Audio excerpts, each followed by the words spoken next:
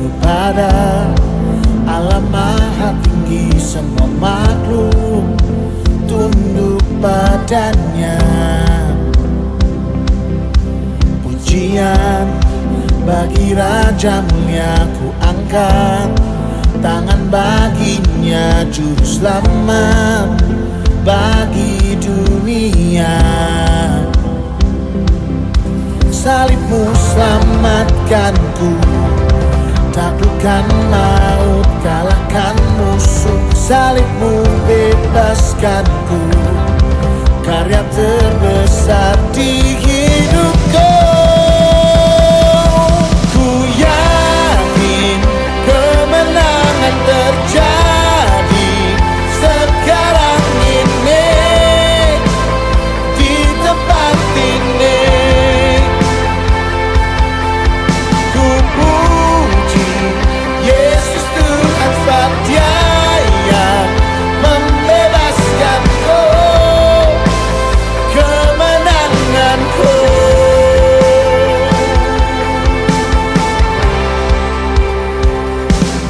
Mari semua bernyanyi dan berseru pada Allah Maha Tinggi, semua makhluk tunduk padanya. Pujian bagi Raja mulia, ku angkat tangan baginya, juru selamat bagi dunia.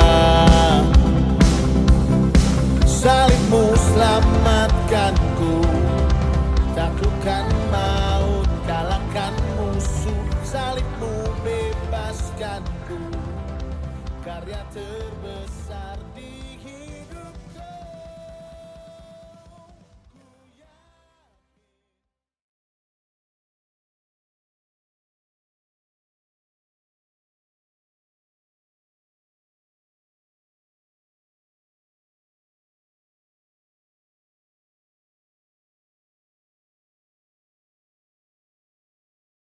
Halo teman-teman semua, apa kabar? Baik, Luar biasa. Waduh, terima kasih hari ini. Ini kita udah bisa tutup aja ya, udah terlalu diberkati hari ini. Setuju teman-teman? Setuju. Beri tepuk tangan dong buat teman-teman yang Christian Worship, Mistik, pengumuman dan segala semuanya. Luar biasa. Mari kita buka sama-sama Kisah Para Rasul 12. Sebelum kita doa, kita mau baca dulu Kisah Para Rasul 12 ayat 5 sampai 11. Saya jelas? Kisah Para Rasul 12 ayat 5 sampai 11. Kalau enggak, bahwa kita bisa lihat di depan. Oke, hari ini judulnya sharing saya yang boleh bilang seri yang terakhir dari yang bernama 2 bulan ini Bounce Back. Masih ingat teman-teman? Minggu depan kita akan masuk ke boleh sebentar lagi. Oke. Seri terakhir, minggu terakhir dari seri Bounce Back, dan minggu depan kita akan masuk ya yang namanya Leading Inside Out. Jadi selama 2 bulan kita akan ngomong 2 seri tentang Leading Inside Out ini udah menuju ke akhir tahun 2021, dan kita akan mulai bicara minggu depan selama 2 bulan ke depan. Oke, dan hari ini kita akan bicara tentang Arise and Set Free. Dan mungkin boleh tolong dibantu aja deh dari belakang, saya nggak bisa kontrol. Arise and Set Free dari Kisah Para Rasul 12 ayat 5 sampai 11. Kisah Para Rasul 12 ayat 5 sampai 11. Oke, demikian katanya. Demikianlah Petrus ditahan di dalam penjara, tetapi jemaat dengan tekun mendoakannya kepada Allah. Pada malam sebelum Herodes hendak menghadapkannya kepada orang tuanya, Petrus tidur di antara 2 orang prajurit dan terbelenggu dengan 2 rantai. Selain itu, prajurit-prajurit pengawal sedang berkawal di muka pintu. Lalu yang ketujuh, tiba-tiba berdirilah seorang malaikat Tuhan dekat Petrus, dan cahaya bersinar dalam ruang itu, malaikat itu menepuk Petrus untuk membangunkannya. Katanya, bangunlah segera. Maka gugurlah rantai itu dari tangan Petrus, Lalu kata malaikat itu kepadanya, ikatlah pinggangmu dan kenakanlah sepatumu. Ia pun berbuat demikian. Lalu malaikat itu berkata kepadanya, kenakanlah jubahmu dan ikutlah aku. Lalu ia mengikuti malaikat itu keluar, dan ia tidak tahu bahwa apa yang dilakukan malaikat itu sungguh-sungguh terjadi. Sangkanya ia melihat suatu penglihatan. Setelah mereka melalui tempat kawal pertama dan tempat kawal kedua, sampailah mereka ke pintu gerbang besi yang menuju ke kota. Pintu itu terbuka dengan sendirinya bagi mereka. Sesudah tiba di luar, mereka berjalan sampai ke ujung jalan, dan tiba-tiba malaikat itu meninggalkan dia.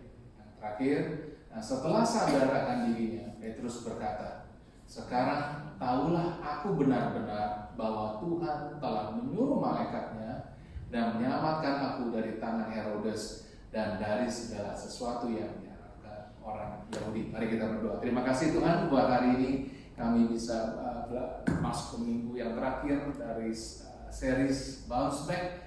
Biarlah Bapak, biarlah the final ujung seri ini kami masih bisa tetap stick around, bisa mengerti tentang bouncing back dari struggle kami, dari setbacks kami, dari difficulties kami, dari ikatan kami, dan kami bangkit menjadi orang yang lebih baik. Dan kami berdoa Bapak untuk ayat dari yang diceritakan tentang kisah Petrus di dalam penjara ini, dari Kisah Para Rasul 12, bisa menjadi rema dalam hidup kami, dan Roh Kudus pimpin apa yang telah dipersiapkan. Catatan-catatan ini hanyalah sebagai guidance, tapi Roh Kudus yang bisa memimpin apa yang keluar dari mulut ini, dan juga Roh Kudus juga memimpin bagi jemaat yang mendengarkannya, agar kami diperbaharui dan kami disegarkan dan kami diyakinkan sehingga kami tidak pulang sama lagi. Pimpin ya Bapak, segala kemuliaan dan hormat untukmu saja. In Jesus name we pray. Haleluya. Amin. Amin. Shalom teman-teman semua. Oke. Ini lumayan menarik. Tadi pada saat lagu praise yang pertama, saya yakin saya nggak pernah janjian sama yang pilih lagu. Saya nggak pernah janjian sama pilih lagu. Tolong dibantu deh kalau bisa. Tahu-taunya lagunya mirip banget dan sama cerita yang kita baca hari ini. Sadar nggak sih teman-teman? Halo, kita hari ini nggak ada. Aku nggak ada janjian sama yang worship leader, tapi tahu-taunya bisa sama persis tentang chains are broken. Lalu ada sinar, ada cahaya yang menyegarkan kita, yang menyelamatkan kita, membantu kita. Dan hari ini saya nggak ada poin-poin 1, 2, 3 apa-apa, tapi mari kita mau lihat sesuatu cerita yang saya pernah sempat renungkan dengan lumayan gali ke dalam dan lihat mundar-mandir. Pokoknya yang saya lihat cuma ayat ini, dan ada sesuatu yang kita bisa relate dalam seri 2 bulanan kita tentang bounce back. Oke? Jadi kalau kita lihat di Alkitab, ada semua pernah lihat gambar ini. Ini adalah Petrus ditangkap dan dimasukkan dalam penjara, dan dia menunggu hukuman eksekusi yang dalam beberapa hari lagi. Dan kalau kita lihat ayat sebelumnya, ada seseorang yang kita kenal yang menulis surat di Alkitab juga baru saja dieksekusi mati. Siapa namanya? Yakobus. Yakobus dieksekusi pada beberapa ayat sebelumnya, dan masuk di ayat ini adalah giliran siapa? Giliran Simon Petrus, giliran Petrus. Jadi Raja Herod memberikan order yang spesifik agar Petrus tidak lepas, agar Petrus tidak lolos, dan dia akan mati di tangan Herod. Dia akan mati di tangan Raja Herod, dan dia akan dibuat silent seumur hidupnya karena basically mati. Dan kita juga punya musuh yang sudah membuat keputusan kepada kita bahwa tugas dan utamanya adalah untuk membuat setiap orang percaya, Anda dan saya, untuk selalu terikat dan tidak bisa keluar dari yang namanya penjara kita. Oke? Dan semalam sebelum eksekusi mati dikatakan ada upgrade of security di dalam penjara Petrus. Dan Alkitab tulis Petrus dibelenggu oleh 2 rantai dan dipajang pada tembok. Dan dia bukan hanya di rantai, tapi dia juga ditaruh penjaga yang tidur di samping dia, atau yang berjaga di samping dia di dalam ruangan penjaranya. Nah, lalu kalau dia sampai lepas dari rantai, dia juga tidak mungkin keluar bisa lolos karena ada 2 penjaga yang berada di kanan kiri dia. Betul? Bisa lihat di foto tadi, di picture di depan.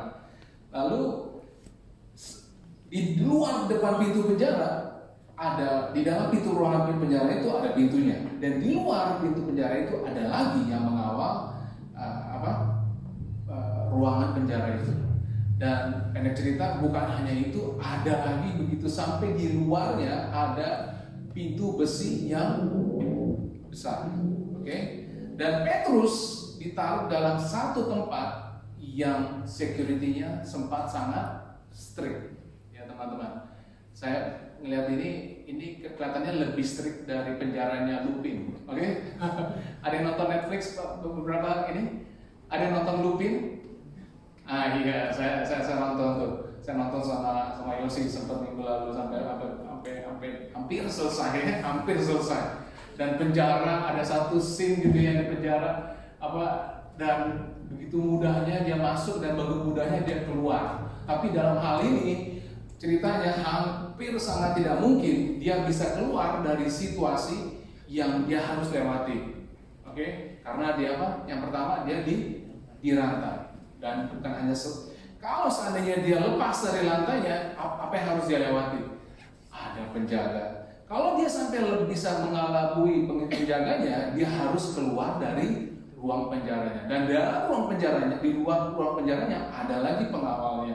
Dan kalau bisa sampai itu pun lolos, masih ada lagi pintu gerbang bersih yang harus dia lewati, dan seterusnya dan seterusnya. Jadi intinya tidak ada satupun yang bisa mengeluarkan dia dari situasinya saat itu. Benar teman-teman? Tidak ada satu orang pun yang bisa mengeluarkan dari situasinya saat itu. Tapi yang kita tahu teman-teman, kalau kita tidak dibatasi oleh pertolongan dunia. Benar? Amin teman-teman? Bahwa kita tidak bisa dibatasi oleh hanya pertolongan yang dunia tawarkan. Di Mazmur 20 ayat 7 dikatakan, Mazmur 20 ayat 7 dikatakan, ada orang yang mengandalkan kereta-kereta perangnya, dan ada pula yang mengandalkan kuda-kudanya. Tetapi kita mengandalkan apa? Nama Allah Tuhan kita. Ada orang yang mengandalkan mungkin ada kalau di New Zealand, kalau di Amerika saya tahu tuh Special Army Force yang datang dengan baju hitam SWAT ya, kayak SWAT gitu ya. Kalau di Amerika SWAT, saya di sini nggak tahu namanya apa nih, SIS pokoknya something gitu deh. Pokoknya turun dengan senjata, dan tidak bisa juga kalau kita mengandalkan apa yang dunia bisa bantu. Zaman dahulu mungkin dengan AK-47 atau dengan rudal atau dengan segala macam. Mungkin kita nggak bisa mengandalkan pada kereta-kereta perangnya, dan apa pula mengandalkan kuda-kudanya. Betul? Tapi ada cara yang mungkin kita tidak terikat dalam penjara secara fisikal. Oke teman-teman? Kita mungkin tidak terikat dalam penjara secara fisikal. Tapi yang kita diikat adalah dari penjara spiritual. Dan iblis mungkin pikir kita asli terjebak dan tidak ada no way out. Oke teman-teman? Sampai di sini masih nangkep? Iblis berpikir bahwa kita tidak ada jalan keluar kalau kita terjebak di dalam penjara seperti yang Petrus alami. Tapi Yesus mengatakan Dia di Yohanes 8 ayat 36, kalau anak itu memerdekakanmu, maka kamu akan benar-benar merdeka. Amin. Bukan janji saya tapi janji Tuhan. Kalau anak itu, Yesus itu memerdekakan kita, bahwa Dia benar-benar kita akan membuat kita merdeka. 2 minggu lagi, berapa ya? 6 minggu lagi kita akan celebrate 17 Agustus nih. Benar-benar merdeka, oke? Saya pengen terlihat merdeka tapi masih kurang cocok rasanya. Oke, jadi ada 2 rantai yang mengikat Petrus. Ada satu di tangan, ada satu di kaki. Secara historical begitu cara orang diikat. Kakinya diikat, tangannya diikat. Jadi setiap dari kita, Tuhan telah siapkan sesuatu yang besar dan yang great di depanmu. Tuhan siapkan sesuatu yang besar di hidupmu. Tapi musuh taruh rantai untuk kita, sehingga stop kita untuk pergi ke mana-mana. Kita mau bikin career decision, kita takut. Kita mau bikin financial decision, kita takut. Kita mau bikin family decision, kita takut. Atau kita ragu. Jadi apa yang sering menjadi rantai saat kita mau bergerak maju, teman-teman? Tadi saya sebut, yaitu apa? Ketakutan dan keraguan. Ya, 2 rantai yang sering mengikat kita adalah seringkali ketakutan dan keraguan. Kita mau milih karir ini, kita mau ngambil sekolah ini, tapi kita takut. Kalau aku bisa apa enggak? Takutnya apakah aku punya yang skill yang aku bisa lakukan? Apakah aku punya kemampuan untuk menyelesaikan courseku? Khawatir apakah biayanya cukup apa enggak? Khawatir akan nanti orang bilang apa gitu ya kalau aku ngambil course tertentu. Oke? Dulu kayaknya waktu zaman aku, orang pada mau ngambilnya engineering, dokter. Oke? Tapi kalau ngambil nurse, itu buat cewek, nggak ada yang ngambil nurse. Tapi sekarang nurse sangat diperlukan, oke? Guarantee PR kalau nggak salah, oke? Dan juga seringkali kita mungkin takut akan gagal, dan takut kamu akan ditertawakan, takut kamu tidak pintar, atau kamu tidak good enough, atau kamu tidak good looking enough, gitu, ngerti nggak? Halo? Dan semua ini membuat musuh mengikat kita dan menghadang kita menuju maju kepada destiny yang ditetapkan Tuhan buat kita. Benar nggak, teman-teman? Halo? Sering nggak kita pernah merasakan hal demikian? Kita mau melangkah, kita mau takut, kita belum maju, tapi rasanya musuh udah terlalu besar sehingga kita udah menyerah. Dan saya mau katakan bahwa semua ini yang membuat musuh mengikat kita, menghadang kita menuju greater promise, greater destiny yang Tuhan berikan buat kita. Oke? Ini kebetulan pas topiknya tahun ini kita punya vision adalah punya greater destiny in our church.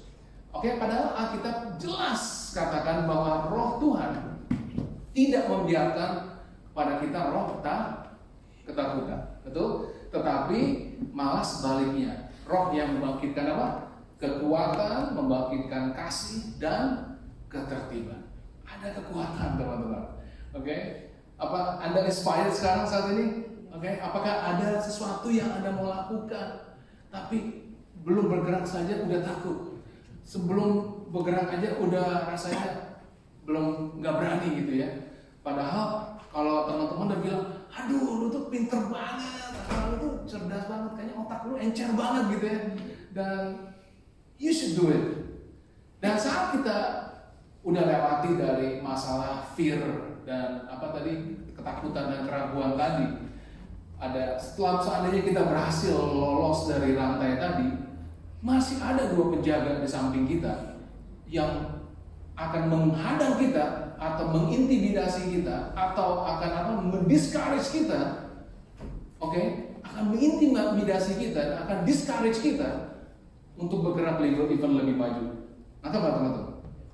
Jadi saat kita lewat situasi pertama, situasi kedua akan udah siap menghadang kita, yang akan stop kita. Sesuatu yang bilang mungkin, makanya tadi ada Emma ada bilang mungkin toxic friendship, Mungkin kalau saat kita mau melakukan sesuatu, aduh lu yang benar, lu ini aja nggak bisa, masa lu mau ngambil ini? Ya lu yang benar, masa mau kerja di situ? Lu masa punya dream seperti itu? It's too hard. Halo, pernah nggak ada punya teman seperti itu teman-teman? Halo, saya punya dulu, oke? Saya punya, tapi bersyukur banget. Jalan hidup saya berbeda. Saat kita lewati situasi pertama, kita harus lewati pengawal-pengawal akan stop kita. Sesuatu yang akan mematahkan semangat kita dan mengintimidasi kita, sesuatu yang akan talk you down, sesuatu yang akan membuat you can't do it, you have nothing, bapak lu susah, di sini sekolah mahal, Christchurch sekolahnya jelek, contohnya padahal di sini top banget sekolahnya, oke? Dan biar kita tetap stay down dan tidak pergi jauh, oke? Ada 2 chains, ada 2 rantai, ada 2 pengawal, ada lagi 2 pengawal di depan pintu. Okay? Tapi kalau kita lihat ayat yang ke-7, ada fears and doubt, itu rantai yang pertama. Lalu, tapi pada saat kita baca tadi yang pasal ke-7, ceritanya berubah 180 derajat, betul nggak teman-teman? Halo, kalau baca ayat sebelumnya 5 sampai 6 rasanya, aduh, kalau ngelihat cerita lu itu kayaknya udah nggak mungkin keluar dari penjara, asli, impossible dengan logika saya. Dan saya yakin logika Anda dan saya hampir sama-sama juga mirip-mirip, beda-beda tipis ya, pasti tidak mungkin. Tapi begitu kita lihat ayat yang ke-7, sesuatu ceritanya berbeda 180 derajat. Tiba-tiba, oke, teman-teman, tiba-tiba, contohnya tadi ceritanya apa? Ada Hari nongol, ada siapa lagi? Ada Farel, siapa lagi tadi ya? Ceritanya ada Oke, tiba-tiba ada tiba-tiba datang ke gereja, tiba-tiba ikut retret, tiba-tiba diajak teman datang ke MJF Christchurch contohnya. Oke, bukan promosi nih ya. Bukan promosi. Tapi tiba-tiba, ada ada cahaya terang. Benar nggak sih teman? Halo? Tiba-tiba ada cahaya bersinar dalam ruangan itu atau dalam penjara tersebut. Cahaya yang bersinar itu yang pasti mengalahkan kegelapan ya tentunya. Oke? Dan ruangan tersebut akhirnya yang tadinya gelap menjadi terang. Ruangan tersebut yang tadinya hanya ada intimidasi, yang hanya ada discouragement, yang ada ketakutan, yang ada keraguan, ada defeat, kekalahan, ada hopelessness, ada apalagi dalam ruangan itu. Mungkin Anda bisa bayangkan kalau ada di posisi Simon Petrus. Saya pas lagi menyiapkan ini memikirkan posisi saya sebagai Simon Petrus sebelum ayat ke-7 ini. Keluh kesah, no future, no destiny, no hope. Sama ya, no hope sama hopeless sama ya. No hope sama hopeless sama. Tapi tiba-tiba ada cahaya yang bersinar itu mengalahkan kegelapan. Yang tersebut kita mau katakan adalah harapan. Ada kemenangan, ada firman Tuhan, ada keyakinan, ada jalan keluar. Halo? Tidak masalah seberapa besar dan kuat ikatan yang mengikatmu, teman-teman. Tidak masalah ada seberapa besar dan kuat ikatan yang mengikatmu, seperti ketakutan, keraguan, discouragement, intimidasi. Tapi hari ini saya mau katakan, dimanapun kita berada saat ini di ruangan ini, cahaya bersinar di seat Anda, di bangku Anda saat ini. Saya mau katakan, saat ini cahaya bersinar di bangku Anda saat ini. Pada saat kita membaca cerita Simon Petrus ini, betul teman-teman? Anda pasti akan lepas dari ikatan-ikatan ini. Dan saat cahaya firman Tuhan, saat ibadah seperti ini, firman bisa memberi cahaya bersinar itu tadi, memberikan harapan kepada kita. Dan kita bukan cuma punya harapan, punya kemenangan. Amin. Dan iman sehingga cahaya bersinar memberi kemenangan dalam ruangan penjara yang gelap tadi.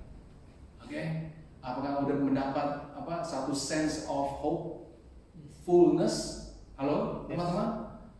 Dan perhatikan selanjutnya bahwa rantai masih di situ, pengawal-pengawal masih di situ, pengawal di depan pintu masih di situ, tapi saat cahaya bersinar, ada suara seorang malaikat Tuhan yang berkata apa?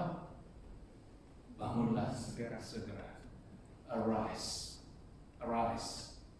Bahasa Inggrisnya arise. Saya mau ajak teman-teman yang hari ini mendengar firman tentang Petrus ini, mendapatkan cahaya yang bersinar pada hari ini. Arise. Bangun. Oke? Bangkit. Ini message utamanya. Saya rasa sangat simple dan sangat plain. Benar nggak sih teman-teman? Bangunlah. Saat sepertinya tidak ada jalan keluar, jangan biarkan fear, ketakutan, atau keraguan, atau discouragement, atau intimidasi bicara sebegitu besar dan giant mereka itu. Oke, jangan menganggap mereka sebegitu besar dan giant. Poinnya adalah kalau saat kita berlutut di bawah, serasanya penjaga tersebut atau pintu tersebut kelihatannya sangat besar, betul teman-teman. Tapi pada saat kita bangun, perspektif kita berbeda, betul? Halo? Kalau kita waktu di bawah sana, rasanya melihat semuanya kayaknya rasa lebih tinggi, lebih tidak mungkin, susah untuk di-conquer, susah untuk dikalahkan. Tapi pada saat kita rise, berada di level yang lebih tinggi, kita akan bisa melihat, oh, sebenarnya nggak sesusah yang kita bayangkan itu loh. Oke? Sebenarnya musuh kita kelihatannya tidak terlalu besar. Discouragement-nya saya rasa tidak terlalu besar. Tapi kalau aku decided untuk bangun, oke? The key is kalau kita decided untuk bangun, bukan stay down there. Dan sehingga kita mempunyai perspektif yang banyak berbeda pada saat kita di bawah sana dan pada saat kita di atas. Saya waktu dulu pernah sekolah namanya sekolah engineering di University of Auckland. Mungkin ada yang tahu kisah karir saya. Saya dulu tahun 98 lulus dari AIT, sekarang namanya AUT. AIT adalah satu politeknik di Auckland. Sekarang sudah statusnya dari politeknik jadi university. Lalu akhirnya saya kerja selama 4 tahun di perusahaan yang mungkin ada pernah dengar juga, perusahaan beca gitu ya. Bukan beca, BK, oke? Nah, lalu saya udah 4 tahun, tapi saya cuma pegang namanya D3 atau diploma.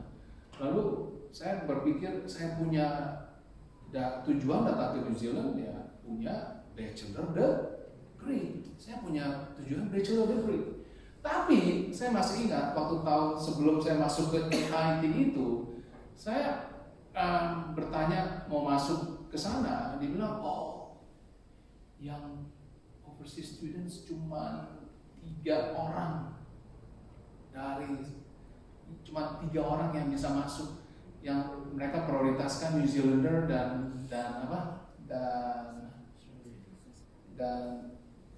permanent residents, pokoknya orang yang punya PR dan citizenship untuk bisa masuk engineering school di University of Auckland. Dan saya rasa saat itu gugur saya punya. Pada saat tahun 96 saya masuk AIT, saya akhirnya decided untuk ambil AIT karena saya tahu I have no hope untuk going to University of Auckland. Pendek cerita, saya punya fear dan saya punya keraguan, saya bawa terus sampai saya lulus di AIT saat itu, Auckland Institute of Technology. Sampai saya kerja, akhirnya ada satu poin yang in life saya mikir, my destiny in New Zealand bukan cuma diploma, my destiny is bachelor degree. Ini saat itu dengan naifnya seorang anak muda umur mungkin 20-an something kali ya, dan berpikir my destiny is not diploma. Dan aku yakin kalau aku belajar yang keras, I can do it. Dan to make things a bit complicated adalah saat itu saya sudah menikah, betul? Sedikit complicated teman-teman, karena ada 2 mulut yang kita harus feed, ya kan? Jadi ada fear after fear dan doubt after doubt yang melengket terus di kepala saya. I think at some point I decided I think it's worth to try. It's worth to try. Akhirnya saya pendek cerita masuk ke nge-apply di University of Auckland dan diterima. Dan saya diterima, lalu dan yang membuat complicated lagi, saya nggak masuk tahun pertama. Saya tahun ke berapa? Tahun ketiga. Jadi bisa bayangkan teman-teman, orang-orang sudah belajar tahun pertama, struggle tahun pertama, struggle tahun kedua, mereka belajar software, mereka belajar pelajaran-pelajaran yang membimbing mereka masuk ke tahun ketiga di university yang sama. Sedangkan saya dari AIT dan saya masuk ke university itu tahun ketiga, dan I was so scared and discouraged, teman-teman. Setiap hari yang saya begitu jumlah assignment di university dan AIT is totally beda. Yang itu Universitas Nusantara, yang ini boro-boro saya bisa stay di university the whole day sampai matahari terbit lagi. Tapi selama kita ada kerja keras, selama kita mematahkan yang namanya discouragement dan intimidasi tadi, we can make it through. Dan puji Tuhan, dengan yang model-model kayak begini, maksudnya teman-teman saya lihat sini sih kayaknya muka-mukanya jauh lebih pintar dari saya nih. Wah, bener. Ada yang benar. Wah, jauh lebih pintar dari kode ini. Asli, jauh lebih pintar dari saya. Oke, jauh lebih pintar. Dan saya aja dengan pertolongan Tuhan bisa lolos, dapat bachelor degree hanya 2 tahun saja. Dan makanya saya bilang, mula-mula takut, mula-mula khawatir, mula-mula ragu, mula-mula discourage, nggak punya hope. Tapi it's worth to try untuk masuk ke level selanjutnya, untuk challenge yourself. Okay? Jadi saat kita step in, kita take milestone, satu step at the start, one little step, akhirnya berlalu juga. Okay? Jadi saya mau encourage teman-teman, kita harus bangun dalam hidup. Okay? Kita harus bangun, harus arise dalam hidup. Okay? Setuju teman-teman? Kita harus arise dalam hidup. Sama juga, kita nggak bisa mengharapkan orang lain untuk membantu kita kepada destiny kita. Alright? Saya ulang ya, kita nggak bisa mengharapkan orang lain untuk gue nggak dibantu sama istri sih, gue nggak dibantu sama temen sih, gue di-discourage sih sama teman-teman, gue ditakutin sih, makanya gue nggak bisa maju. Saya mau katakan, kita nggak bisa bergantung sama orang, oke?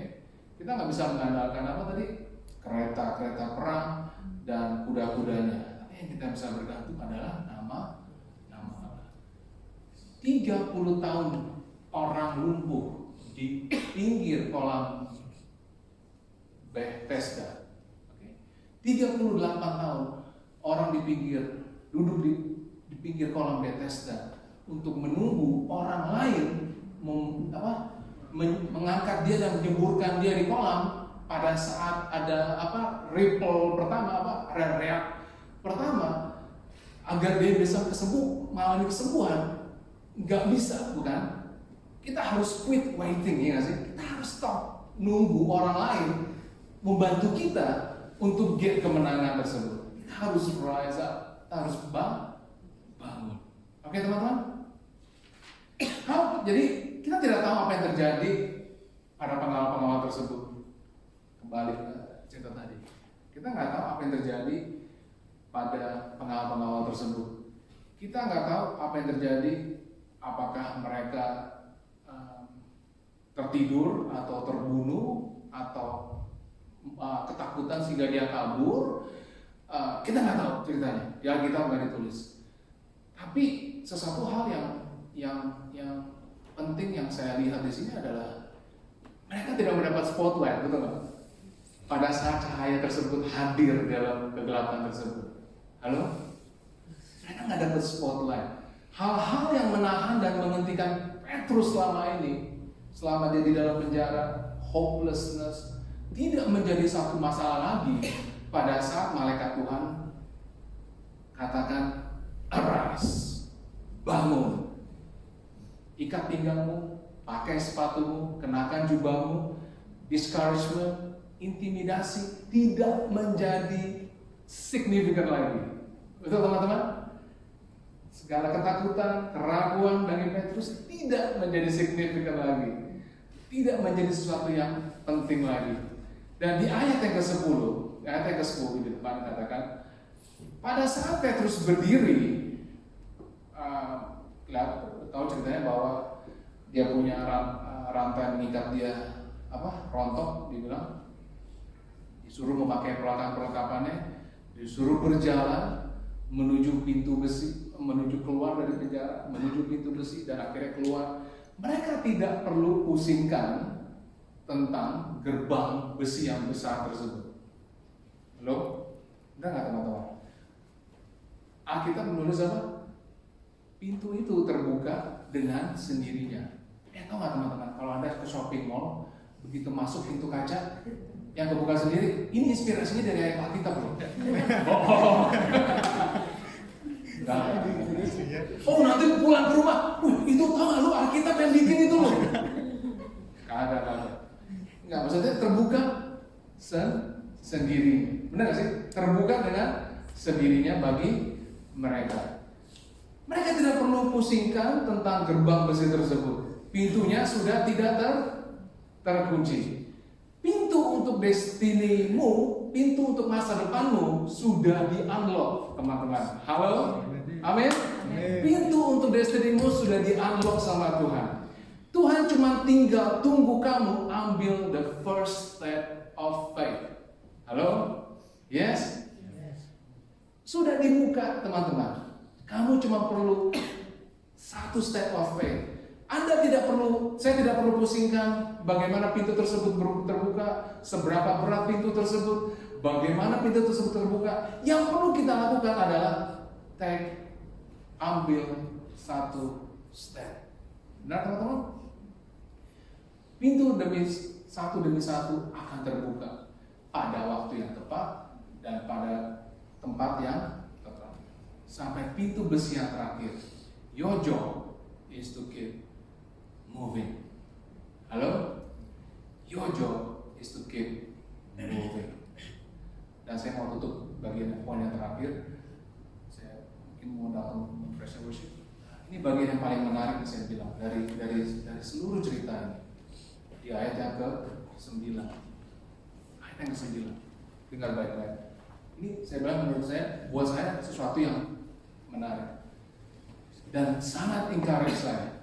Sangat membuat saya happy, sangat membuat saya encourage. Kenapa? Simon Petrus tidak begitu percaya atas apa yang terjadi pada dirinya. Halo teman-teman. Simon Petrus tidak begitu percaya dan tidak begitu tahu apa yang terjadi dengan dirinya.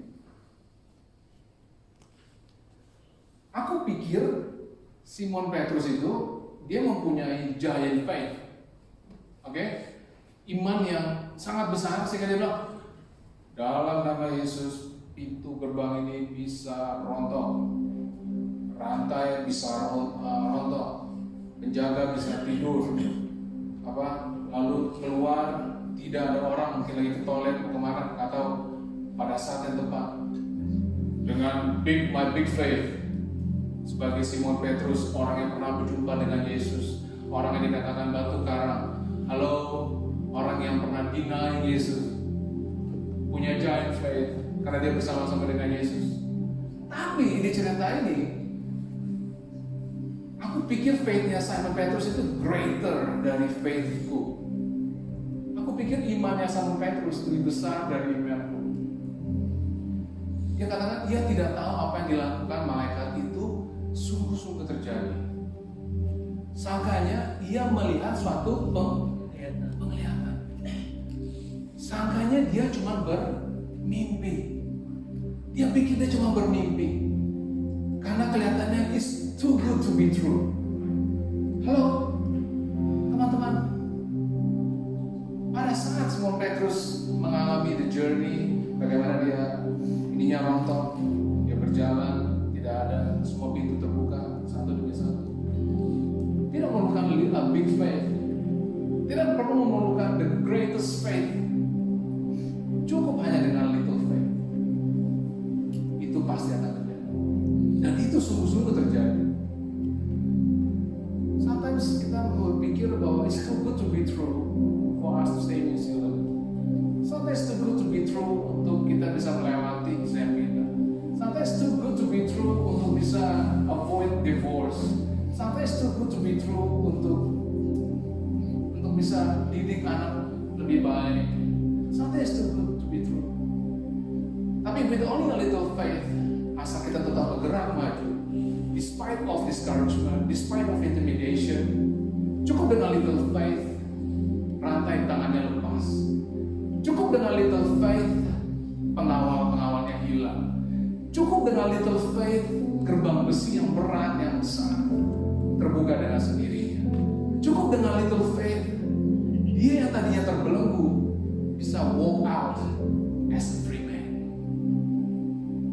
Not with a great faith, simply with a little faith.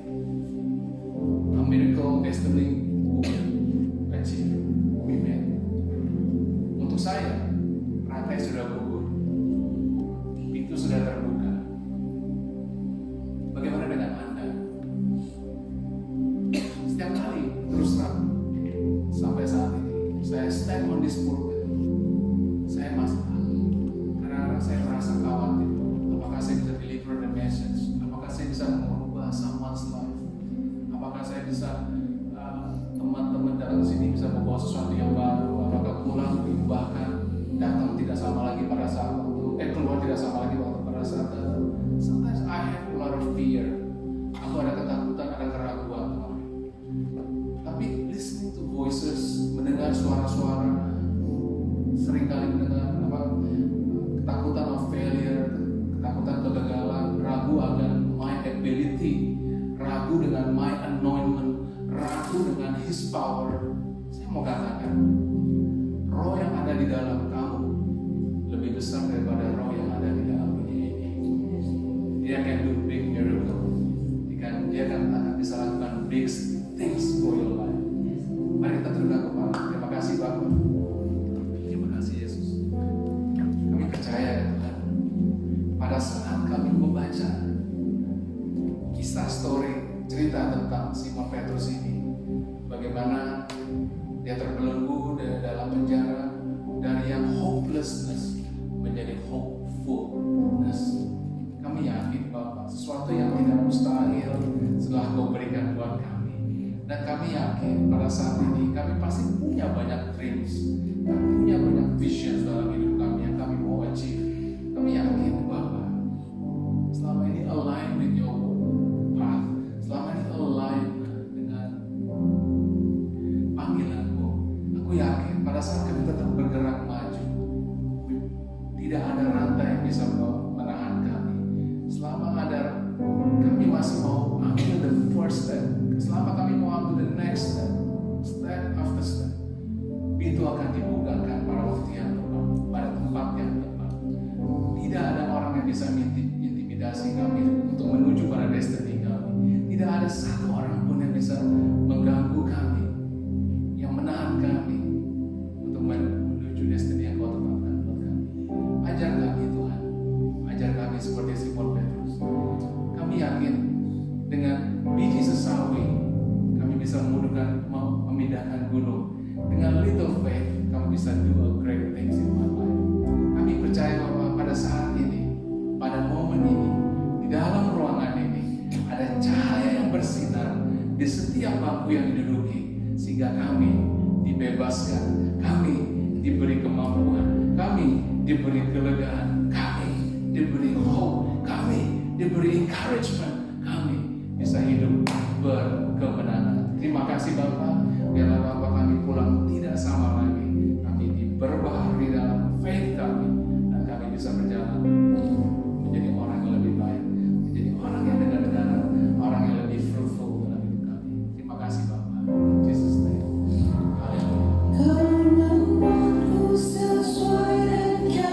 Mari kita rise, mari kita bangun.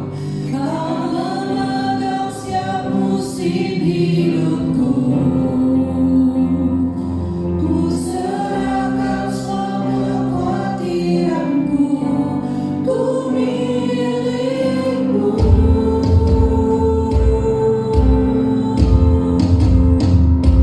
Semua kekuranganku kau pun tahu, tetap kau pandang indah dalammu. Angkat tanganku dan berseru, ku milikmu.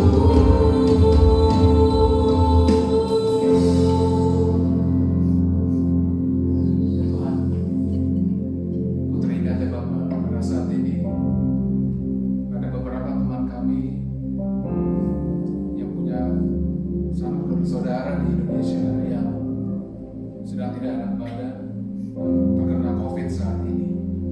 Ya Bapak, your name is greater than COVID.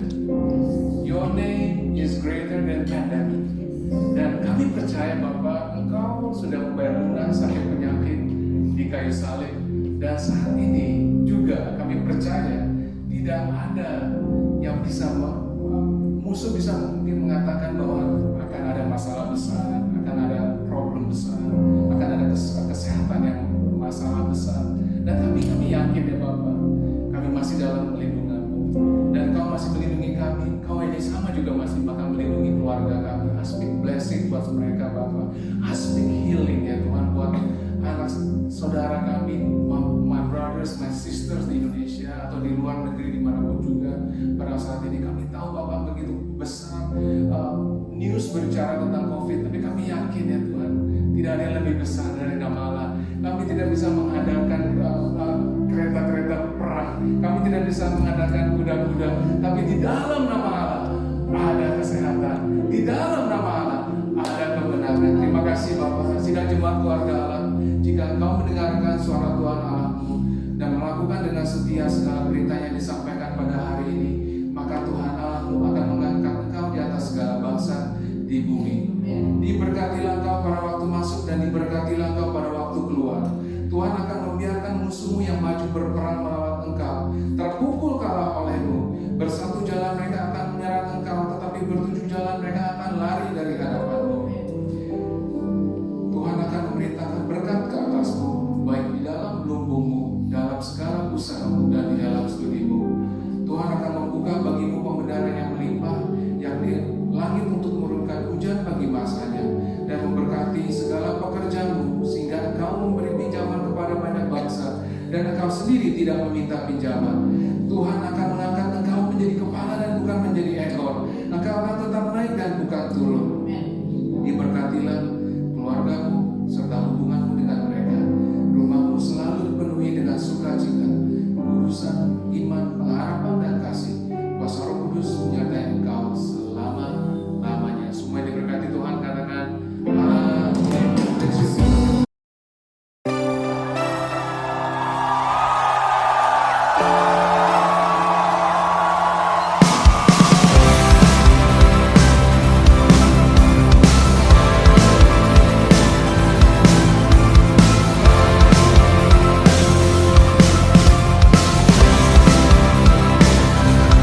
Mari semua bernyanyi dan berseru pada Allah Maha Tinggi, semua makhluk tunduk padanya.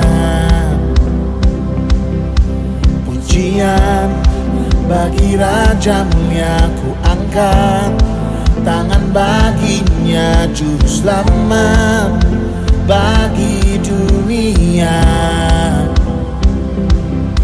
Salibmu selamatkanku, taklukkan maut, kalahkan musuh. Salibmu bebaskanku, karya terbesar di hidupku.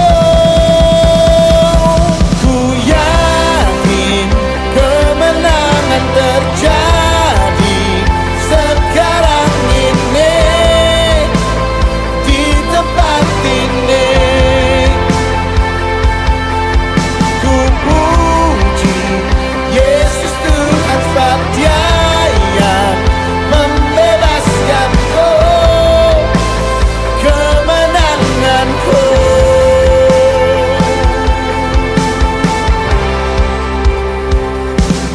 Mari semua bernyanyi dan berseru pada